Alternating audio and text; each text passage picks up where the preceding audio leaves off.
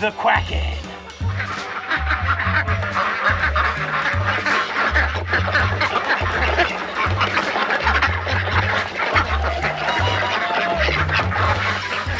I think they're unhappy with where I placed the camera this morning. Nobody wanted to use the ramp because it's there. Like, these ducks even just have like completely given up for the morning. They're like, we don't want to deal with that camera. Okay guys, I'm moving it, see?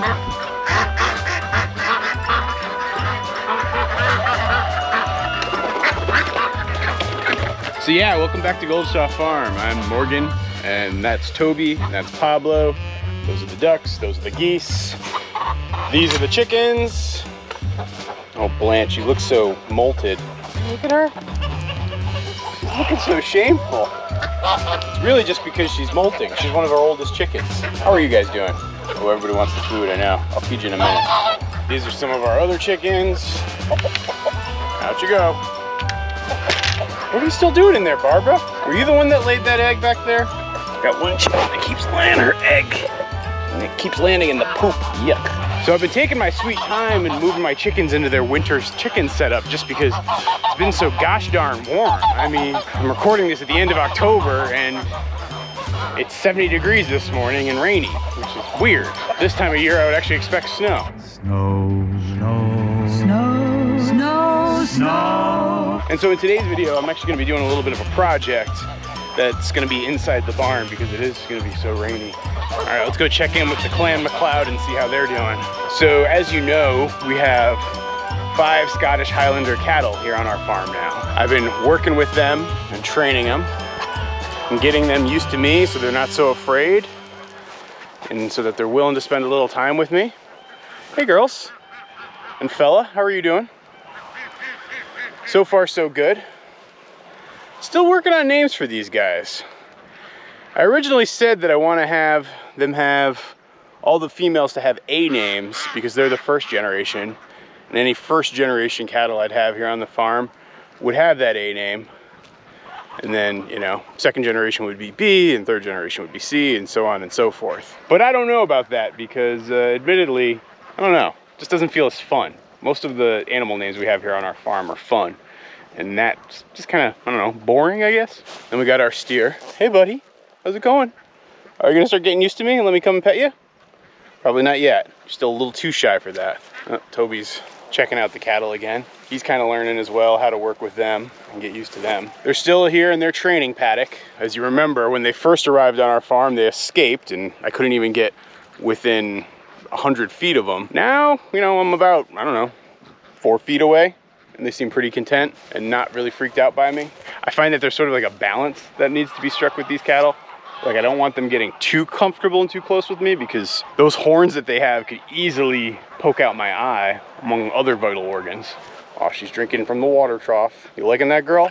So this is a summer water trough. I'm actually gearing up to move them. I will probably move them in the next couple of days and start doing the rotational grazing thing that I planned on. I just wanted to make sure they got used to the fencing before I started to do that. I think at this point, they're actively familiar with me. I'm letting them drink down that water because I'll probably dump it, I don't know, as soon as I move it, and then start moving it slowly across the pasture. A setup like that, with like a hose like this running from my hydrant back there, is totally fine and acceptable in the summer months. But in the winter months, I'm gonna need something a little bit more rugged. And because I'm gonna house the cattle in the barn, I'm gonna need something that I can keep in the barn. And also, ideally, something that won't freeze. But right now, underneath our barn, it's completely a dirt floor. And I'm concerned that with the snow and the ice and drinking water and the cow pee and all that stuff, it's actually gonna make kind of a mess. And so I'm gonna pour just a tiny pad that I can sit my waterer on for the winter months. That might actually even give me a chance if I need to be able to use a special heated waterer as well, and I'm still working on what that might look like. And so today's project is I'm gonna be pouring a cement pad for the first time in my entire life. Those of you guys who've been following our farm, you're well aware of the fact that I'm not a handy person. Actually, my buddy Alfred. My buddy Alfred, he lives on down the road. He's a wizard with machines, a genius in blue jeans. Let's stop and say hello. You guys remember my buddy Alfred, right? Well, he's gonna be coming by with, he's got like a little tiny electric cement mixer, and we're gonna try to do it up right. So good to see these guys not freaking out with me. Hey buddy, how are you doing? I don't know, I'm thinking about naming him Kurt Cobain. Like the naming convention for all my steers might be, give them dead rock star names, because the thing about raising steers on this farm is, you know, they're only gonna last here, I don't know, about a year and a half, 2 years on the farm before they have to go off to the butcher. The cows we're gonna keep for much longer, because for most of them, we wanna breed them and turn their offspring into either an expansion of our herd or steers like this gentleman here who will ultimately go to the freezer. And I know it probably upsets some folks to talk about this at this stage of the game, where you see these big, beautiful, magnificent animals, but recognize that that's sort of how a farm like ours has to work. Yet for any of you who have meat on the dinner table, you know, this is where meat comes from. Or not necessarily all meat, but like if you want to think about like ethically raised, you know, meat that has had great lives, it's usually something like this. And so I want to try to show you guys that process over the next couple of years as I make these videos, but I also know that it might not be for everybody and some people might be uncomfortable with it. My promise is I will never show any butchering or anything in a video without crazy amounts of heads up and warning beforehand. But odds are I probably won't even show that. It's not like my plan is ever to process these guys myself, or at least that guy myself. I have to go to a USDA inspected slaughterhouse, and so to do that, I'm actually working on that process as we speak. But right now, I just got some happy cows, still with plenty of grass to eat out here. I guess that's the one upside to having a warm October is I'm not cutting into my hay supply nearly as soon as I might have had to. The grass isn't growing as fast as it did, say, in July or August. You know, I think that that's mostly driven by the fact that we have a lot less sunlight. So for example, in July, we're usually clocking in somewhere around, I don't know, 14 hours of sunlight around here, maybe even more. Actually, right now, as I talk to you, I mean, you can tell just how dark it is when I started this video. The sunrise is, I don't know, 7:15 or so, and it's probably gonna set around, I don't know, 6:15. That's a lot less time for the grass to grow, even though we still haven't had any frost. I'm not even talking a hard frost. We haven't had any frost so far this year. The forecast might say that there's a frost next week. Until then, all the grass-eating animals are gonna continue enjoying all that fresh grass. Isn't that right, Parks and Recreation gang? They definitely agree with me. Hey, Mr. Toby Dog, you want your dinner? Or breakfast? Yeah, he knows what's coming. Pablo also knows what's coming. I'm actually on a new mission to make sure he doesn't eat any of Toby's food. He is a persistent little fella. I should say big fella. Come on, Tobes. And you, down you go. This is like how I'm trying to get you to lose a little weight. It's like cardio jumping up onto the top of this thing. And then I'm only feeding him tiny amounts of cat food to try to keep it balanced. Plus he gets anything wild that he can catch. I see you, Pablo. I see you creeping down there. I know what you're up to, man. Chickens are also kind of excited by the idea of potentially having food. I really don't want them eating dog food. I'll feed you in a minute there, chickens. This food right here is for my buddy. There you go, pal. Hey, you.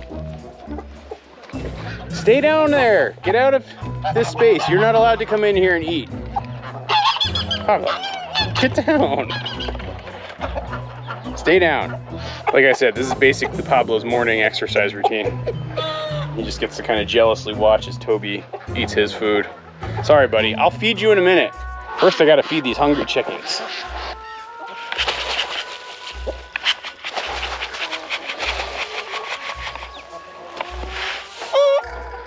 Look at those tiny little chickens.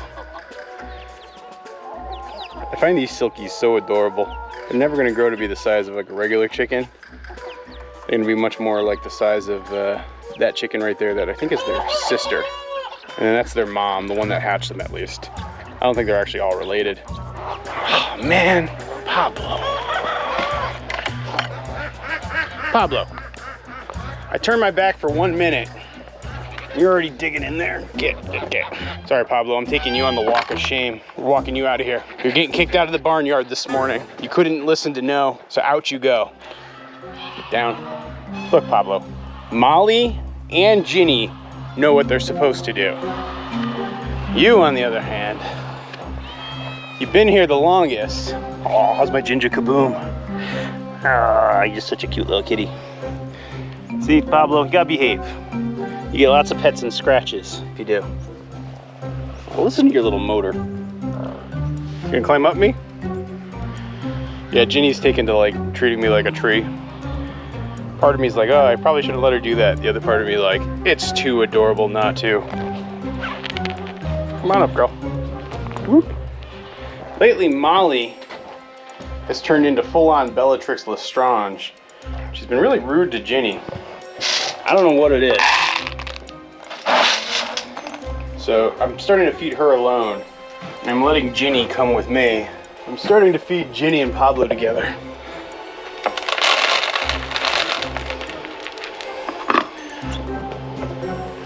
Pay no mind to that stuff. It's just some weather equipment I'm doing for an experiment. Here you go, guys. So here is the form that I've got all ready to go. It's all leveled. It's been set in place properly. You can see it's about 4 feet by 6 feet. I've got some sand down to prevent bottom level erosion. I'm using some old fencing to kind of keep it together and give it a little more structural integrity. This is probably a good point to say, number one, don't do this at home. I am learning on the fly. I've watched a couple of YouTube videos. I'm kind of thankful my buddy Alfred, who's a mason, is coming down to help me and give me a couple of pointers as I do this. Number two, I am building this on the cheap and I'm building this temporary. That's a big part of my plan, because one of the things I have found is the more I have been working around the farm, that when I first start doing something, having temporary infrastructure and having cheap infrastructure is more important than like doing it right and doing it forever. Like when I was dreaming of having a farm, I was like, oh, I'm gonna build this right and I'm gonna do this right and I'm gonna build this permanent thing and this permanent thing. And what I've really learned over the last couple of years is having something simple, having something temporary is way more important, because you don't know exactly what you need. And so I've found that particularly when I'm doing generation one of something, particularly for raising animals for the first time, cheap and simple is way better. And so this pad is not meant to last 100 years. This pad would last maybe 5 years at the most.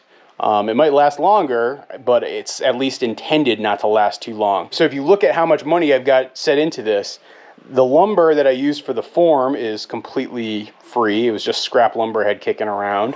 I'm using some old fencing to keep things together. I used probably about $5 worth of sand to just put down on the bottom.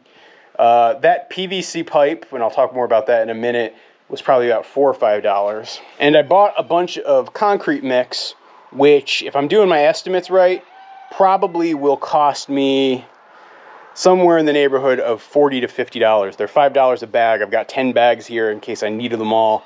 Based on the estimates that I did, I should only need about 8 or 9, but I always like to get a little extra because it's way more hassle to have to drive out versus spending $5 and letting this sit somewhere in the barn and using it in the future. Isn't that right, Jenny? And again, this is going to be only a temporary housing for my cows for at least year 1, maybe year 2, and maybe I'll stretch it to year 3.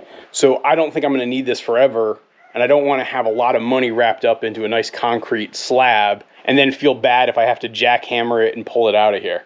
So under here, like this area under the barn, is going to be the shelter if the Highlanders need to get out of the rain and the snow and the wind. They're going to have this yard. I fully expect them to eat and trample all of these weeds that are over here, but this will be kind of their yard. I'll basically be depositing hay for them on a daily basis right over here. And then this tube is how I'm going to run my electrical and water to the waterer. So if you look here, I've got my frost-free hydrant. This hydrant goes about 6.5 feet deep, and so the water will come up when it's running and then go all the way down when it's not and drop down below the frost line. I plan on actually getting a heated hose, like the kind you can get at an RV supply shop. And that heated hose is good for up to negative 20 degrees. That's really useful. The only downside is those heated hoses require electricity. But the good news is I had a little work done here around the farm, and we put in new utilities here in the barn. And so we do have electricity in the barn, which is obviously how I have this. It's also going to be how we run the electric mister, and I even put in some Wi-Fi, so that Wi-Fi connects the rest of our house network. So I have Wi-Fi in the barn. I'm not sure if I'm going to start streaming winter cattle activity, but I think a lot of people are interested in that. So the water hydrant will run down through here, up and under, Obviously this stuff was just temporary that I had here while I was building. And then boom, it's all gonna go there.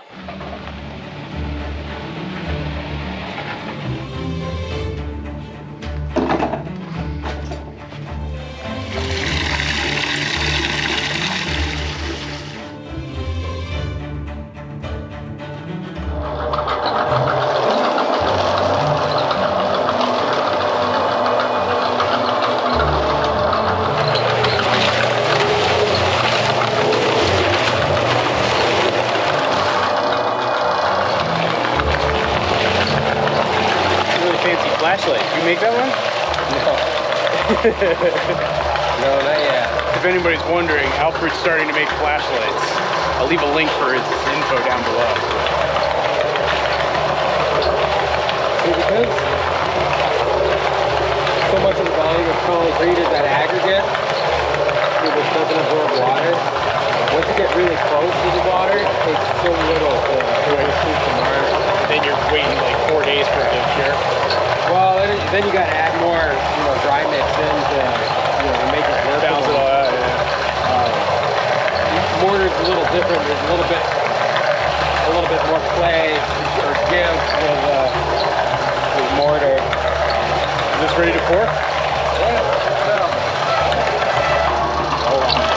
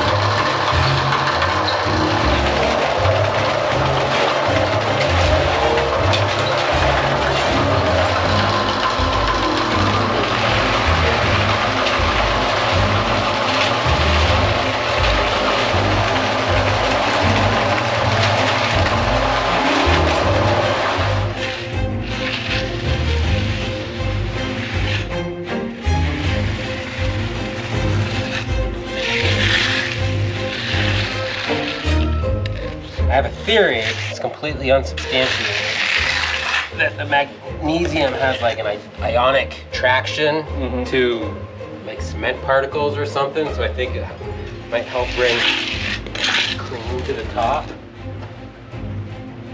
Okay, it's now about 3.5 hours later after we poured here. And what I'm gonna do is actually put some grooves in this, just so it's not slippery when it's wet, using this broom. Just light grooves. You can see it here, right?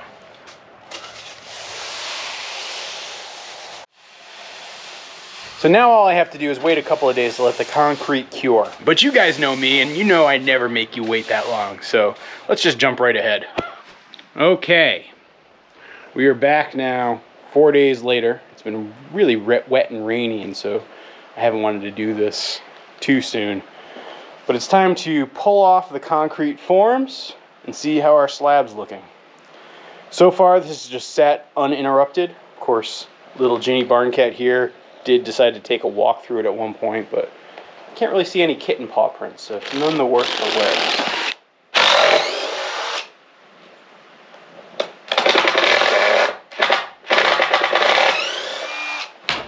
Came off nice and easily. That one came off nice and easily. Now the last one, let's see if I can do it without destroying all my hard work. Ta-da! And there we have it, our concrete form. Definitely looks like it needs maybe a couple more days of drying. 4 days probably wasn't enough, but it'll be fine. Eventually I'll come in and I'll sand down or grind down those edges and throw some sand around the sides as well so that it makes a nice even grade to the floor of the barn. And you know what, Ginny? It looks like we've got a slab for the waterers so we can start putting our winter cattle area together. Just yesterday I put in these posts for the gate. I used the PTO driven earth auger here. Dug a couple of holes about, I don't know, 3.5 feet deep each. Jammed some cedars from our cedar forest back there, right in here.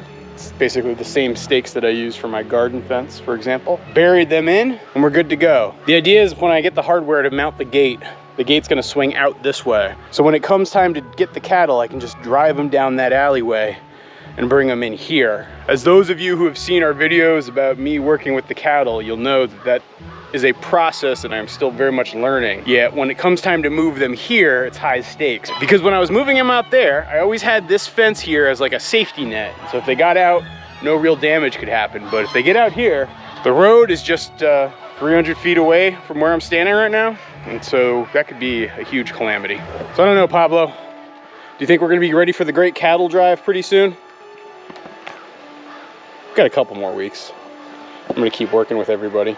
That means working with the cattle, not the barn cats. The barn cats are gonna do their own ridiculousness. If you guys liked watching this video of seeing a guy who doesn't really know what he's doing build stuff, check out this one where I built a little brooder shed. It turned out pretty nicely and we still use it around the farm today.